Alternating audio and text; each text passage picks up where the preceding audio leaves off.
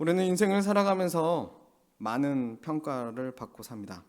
또 드물지만 어떤 큰 실수와 잘못 혹은 시시비비를 가리기 위해서 소송을 하거나 당하여 재판을 받기도 합니다. 하지만 오늘 본문은 인류 역사의 마지막에 서게 될 가장 엄미하고 두려운 재판석, 이른바 백보자 심판을 우리에게 보여주고 있습니다. 11절 보십시오. 크고 흰 보좌에 앉으신 이 앞에서 땅과 하늘조차 두려워 도망하여 간데 없다고 요한은 묘사하고 있습니다. 오늘 우리는 이 본문을 통해 피할 수 없는 하나님의 심판이라는 현실을 대면하고 이 엄연한 사실이 우리의 일상과 영혼 구원을 향한 열정을 어떻게 흔들어 놓는지 살펴보고자 합니다. 12절을 보면 죽은 자들이 큰 자나 작은 자나 그 보좌 앞에 서 있습니다. 그리고 두 종류의 책이 펼쳐집니다. 하나는 사람들의 행위를 기록한 책들이고 다른 하나는 생명책입니다. 만약 오늘날 우리의 삶의 모든 순간을 녹화한 완벽한 CCTV 아니면 블랙박스가 영사기를 통해서 하늘 법정에 낱낱이 틀어진다면, 상영되고 있다면 어떨까요? 우리의 은밀한 생각과 이기적인 행동이 낱낱이 정말 고발될 것입니다. 하나님은 기록된 행위에 근거하여 공의로운 심판을 내리실 것이며 심판의 결과는 14에서 15절에 명확히 나옵니다. 사망과 음부도 불못에 던져지는 둘째 사망이 있는 것이죠. 여기서 불못은 일시적인 고통이 아니라 영원한 단절과 형벌의 장소입니다. 우리가 흔히 지옥이라 부르는 곳에 우리의 육적인 죽음과 완전한 사망이 합해지죠. 우리가 죽음을 지나서 우리 모든 인간이 죽음을 지나서 죽는 첫 번째 죽음, 그 죽음 이후에 우리의 영혼은 우리 예수님께 안기겠지만 믿지 않는 자들은 사망과 음부에 갇혀서 일시적으로 지내게 됩니다. 13절에서 그 사람들이 바로 죽은 자들입니다. 사망의 상태, 음부라는 곳에 갇혀서 형벌을 받고 있는 상태죠. 그러나 마지막 심판 때는 영의 상태로 받지 않습니다. 부활해서 영육이 온전한 채로 받습니다. 정말 무서운 심판이고 영원한 심판입니다. 그러나 여기서 죽은 자들은 분류하자면 영생이시고 또 복음이신 예수님을 거부한 자들만 해당하는 말입니다. 여기서 분명히 갈리는 것이죠. 누구든지 생명책에 기록되지 못한 자는 예외 없이 이 불못에 던져진다고 써 있습니다. 마지막 심판, 영원한 심판을 받기 위해 모든 죽은 자들은 육신을 잃고 부활할 것이며 또 공의의 하나님 앞에 설 것입니다. 우리는 죽었다고 표현하지 않습니다. 잔다라는 표현도 쓰는데 우리는 의의 옷을 입고 부활을 하죠. 온전한 부활체를 입고 하나님 앞에 칭찬받고 상급을 받고 우리의 의로운 행위가 어떠했는지, 예수님 안에서 어떤 행위로 살았는지에 대한 칭찬을 받는 날이 될 것입니다. 영광의 부활인 것이죠. 그런데 오늘날 세상 사람들은, 그리고 때로는 우리 자신조차도 이런 지옥, 또 마지막 심판, 영원한 형벌 이러한 교리를 불편해합니다. 현대인들은 묻습니다. 사랑의 하나님이 어떻게 사람을 영원한 불못에 던지실 수 있습니까? 그래서 사람들은 심판을 조롱하거나 무시하기도 합니다. 그러나 사랑의 하나님이라면 공의의 심판도 하셔야 합니다. 악을 심판하지 않는 재판관은 선한 재판관이 아니기 때문이죠. 여기서 우리는 현대인의 마음에 자리 잡은 자기의와 자율성이라는 우상을 봅니다. 자신은 꽤 괜찮은 사람이기에 자신의 선한 행위 정도면 심판을 통과할 수 있다고 믿거나, 선악의 기준은 자기 자신이 결정한다고 믿는 도덕주의적 우상인 것이죠.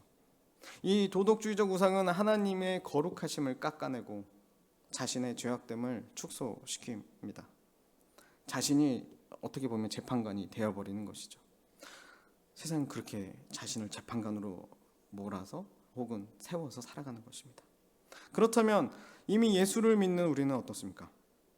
교회 안에 있는 우리에게 가장 치명적인 우상은 바로 현세주의와 영적 무감각입니다.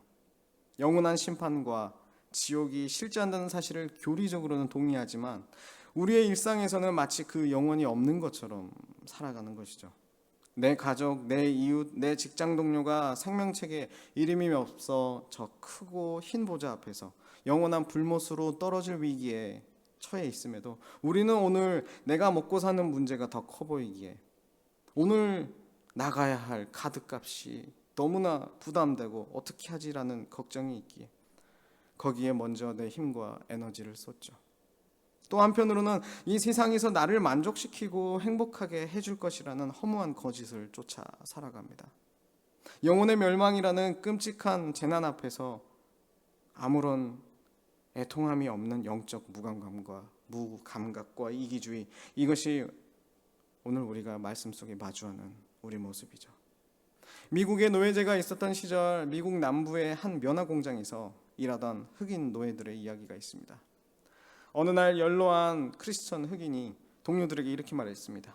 주님이 다시 오셔서 심판하신다고 하는데 우리가 지금 솜이나 따고 있어야 하겠는가?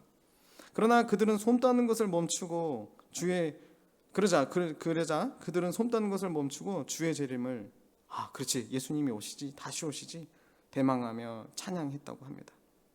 일상을 버리라는 뜻이 아닙니다. 영원한 심판이라는 압도적인 현실을 자각할 때, 이게 내 삶의 진짜 현실임을 자각할 때 우리의 마음을 사로잡고 있던 세상에 솜따는 일이 결코 최우선순위가 될 수 없다는 것입니다. 그걸 보여주는 것입니다. 영혼이 불못으로 향하고 있는데 세상에 솜을 더 많이 모으는 데에만 혈안이 되어 있다면 우리는 복음의 현실을 놓치고 있는 것입니다. 우리는 왕 대신 예수님과 함께 하나님의 나라를 살아가는 자들인데, 또 기대하고 기다리고 있는 자들인데 여전히 노예처럼 살고 있는 것이죠. 저는 포항에서 대학을 다니던 시절에 빨간 조끼를 입고 예수, 천국, 불신, 지옥이라는 팻말을 들고 외치시는 한 목사님을 만난 적이 있습니다. 그분은 총신대학교를 수석 졸업하신 분이었고 성경의 원어인 히브리어와 헬라어에 능통하셨으며 총신대학교에서 유학과 교수직을 제안받으셨던 분이셨습니다. 제가 훈련받았던 신앙 공동체에도 초대되어서 오셔가지고 강의도 몇 번 해주셨습니다. 그분은 교회 담임 목사님이시면서도 길거리에 나와 전도를 하시는 분이었습니다. 길 위에 전도의 삶이 사명이셨던 것이죠. 당시 신천지가 포항을 휩쓸던 시절 시내의 육거리나 오거리에 나가면 종종 뵐 수 있었고, 포항에 큰 축제가 있으면 늘 예수, 천국, 불신, 지옥 팻말을 들고 외치시는 분이었습니다. 성도 여러분, 그 빨간 조끼를 입으신 분들이 왜 그렇게 사는지 궁금하지 않으십니까? 혹시 직접 만나신 적이 있습니까? 제가 만난 그 목사님은 좋은 신학교, 굉장한 실력, 자신에게 주어지는 자리나 취할 수 있는 당당한 사회적 지위가 있었습니다. 그분이 이렇게 직접 말씀해 주셨습니다. 강의하시면서 빨간 조끼를 입고 예수, 천국, 불신족 외치시는 그 이유는 간단했습니다. 활활 불타오르고 있는 집안에서 죽어가는 사람들에게 그 집에서 나오라고 어떻게 날마다 말하지 않을 수 없어서 거리로 나간다고 하셨습니다. 전국적으로 이 빨간 조끼를 입으시는 분들은 오늘 본문의 말씀을 생생하게 전달하는 분입니다. 우리는 그분들을 근데 쉽게 판단하죠. 왜요? 예수, 천국, 불신, 지옥이 너무 세련되지 않거든요. 또 어떻게 보면 금방 그 8글자로는 성경의 온전한지를 다 전달은 안 되거든요. 다만 우리의 마음을 치는 마음들이 그게 생겨요. 반발심도 생기고요. 예수, 천국, 불신, 지옥 이 말입니다. 전국 연합 정기 모임도 있습니다. 그분들 근데 대부분이 목사님 말씀해 주시기를 어떤 사명감을 가지고 있으시냐면, 그 불타는 지옥에서 먼저 건진받은 내가, 하나님의 무한하신 사랑과 그 아버지의 마음을 아는 내가 어찌 외치지 않을 수 있겠는가 하시는 분들입니다. 이분들이 대부분 그렇대요. 나가서 외치지 않으면 아프다고 하십니다. 몸이 아프고 내가 이렇게 살아도 되겠는가라는 마음을 굉장히 크게 갖고 살아가시는 분들이죠. 그게 무거운 사명감, 거룩한 부담감인 것 같습니다. 근데 그렇게 사는 삶은 여러분 쉽지 않습니다. 고난의 삶입니다. 세상 그 누구도 반겨주지 않죠. 인정해주지 않습니다. 목회자들조차 혹은 그런 사역을 하는 사람들을 별로 왜냐하면 이렇게 팻말 들고 빨간 조끼 입고 있는 건 매일의 삶은 이렇다고 하시더라고요. 욕을 듣는 건 일상. 시비 걸며 폭행하는 불량배도 만나고 거슬리거든요. 예수 천국 불신 지옥이란 말이에요. 침 뱉는 사람도 만난다고 하셨습니다. 하지만 어떤 날은 신천지 같은 이단도 만난다고 하셨어요. 그들과 성경 어떻게 보면 성경 배틀을 하는 것이죠. 근데요, 이분들이 대부분 이깁니다. 그렇게 해서 진리를 깨닫게 해주신 적도 있다고 하셨어요. 이단들에게. 또 어떤 날은 예수님에 대해 궁금해하거나 자신이 이렇게 살다 죽는 것이 정말 맞는 것인가 질문하는 사람들이 목사님과 대화 가운데 그 자리에서 예수님을 영접하기도 한다고 합니다. 그런 적도 많다고 말씀하셨어요. 또 교회에 오랫동안 안 다닌 사람들이 다시 교회를 생각하고 돌아가기도 한다고 말씀하셨습니다. 우리는 어떻게 살고 있습니까? 우리에겐 그런 구령의 열정이 있습니까? 영혼 구원에 대한 열정이 있습니까? 주일 받은 말씀에 어떻게 반응하고 계십니까? 성도 여러분, 기억하십시오. 우리는 오늘 본문의 행위의 책들에 끔찍한 정죄를 이미 피한 자들이죠. 그리고 생명책의 이름이 기록된 자들입니다. 우리는 먼저 어떻게 보면 그 불난 집에서 건진받은 자들이죠. 어떻게 그런 일이 일어났는지 생각해 보기를 원합니다. 우리가 남들보다 도덕적으로 더 우월해서? 아니죠. 우리의 행위의 책을 펼친다면 우리 역시 당장 불못에 던져져야 마땅한 죄인들입니다. 그러나 복음이 무엇이죠? 크고 흰 보좌에 앉아 심판하셔야 할 그 영광의 하나님께서 친히 인간의 육신을 입고 이 땅에 오셨다는 것입니다. 예수 그리스도께서는 십자가 위에서 우리가 당해야 할 행위의 심판을 고스란히 뒤집어 쓰셨습니다. 나의 하나님 어찌하여 나를 버리시나이까. 예수님의 이 절규는 바로 저와 여러분이 영혼의 불못, 즉 하나님과의 완전한 단절인 둘째 사망을 당하는 고통의 부르짖음이었습니다. 예수님이 십자가에서 둘째 사망을 맛보셨기에 우리는 우리의 행위에 따른 심판을 면하고 그분의 흘리신 피로 우리의 이름이 어린 양의 생명책에 기록된 것이죠. 그것도 선명하게. 심판 때에 생명책에 이름이 적힌 자들은 부활의 예수 안에서 아름답게 경주하며 그 선한 행위에 대해 의의 면류관을 받는 영광의 부활입니다. 우리에겐 그 영광의 부활이 기다리고 있다는 것입니다. 말씀 맺겠습니다. 이 놀라운 은혜 앞에 우리에게 다가올 마지막 심판 때의 그 영광의 부활 앞에 우리는 어떻게 살아야 될까요? 우리는 두렵지 않습니다. 백부보자 심판, 이 마지막 때의 심판의 두려움이 어떻게 보면 하나님께서 온전히 나를 영원한 안식과 영원한 상급, 내가 어떻게 사는지에 대한 칭찬과 그에 대한 인정으로 그런 마지막 심판인 것이죠. 이제 심판은 영원한 안식과 구원의 기쁨이 되는 것이죠. 상급으로 바뀌었습니다. 그렇다면 나를 향한 이 구원의 감격은 여기서 멈출 수 없다는 것입니다. 우리의 결론은 그러니 너무 하나님으로부터 멀리 가지도 말고 너무 힘든 일에 순종을 늦추는 삶, 이런 삶을 살 수 없다는 것입니다. 참된 복음을 경험한 자의 마땅한 결론은 이 끔찍한 심판의 현실을 모른 채 죽음으로 향하는 영혼들을 향한 눈물과 복음 전파입니다. 여러분, 나쁜 사마리아인 법에 대해서 들어보셨습니까? 성경을 헌법의 토대로 했던 나라들, 특히 유럽을 중심으로 여러 나라들이 나쁜 사마리아인법이라 부르는 구호 의무를 법으로 제정했습니다. 우리나라에는 아직 이 법이 없습니다.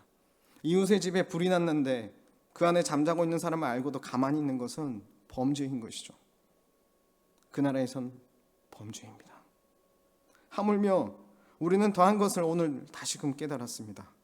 영원한 불못을 향해 걸어가는 사람들이 있다는 것입니다. 내 사랑하는 가족, 친구, 동료를 보며 침묵하는 내 모습이 있다는 것입니다. 복음은 우리를 주저앉아서 세상이 주는 것들에 안도하게 만들지 않습니다. 그래서 오늘도 나에게 세상 모든 민족을 구원하는 복음을 들려주어야 합니다. 그 복음을 붙들어야 합니다. 우리를 구원하신 그리스도의 십자가 사랑은 우리를 강권하여서 생명책에 이름이 없는 자들에게 달려가게 하는 복음입니다. 현세적인 안락함이라는 우상을 깨뜨리십시오. 심판은 진짜이며 불못은 실제합니다. 하지만 동시에 십자가의 은혜도 지금 이곳에 살아 숨쉬고 있습니다. 나를 대신해 둘째 사망을 당하신 그리스도의 그 측량할 수 없는 그 십자가 사랑이 오늘도 우리에게 부어졌습니다. 이 구원의 감격이 더해지고 복음 가운데 날마다 더해지고, 그래서 우리의 이기적인 욕심과 현세적인 이 땅에서 잘 먹고 잘 살고자, 혹은 나를 행복하게 할 것 같고 나를 만족시켜줄 것 같은 거짓을 쫓는 그 마음에서 돌이키기를 원합니다.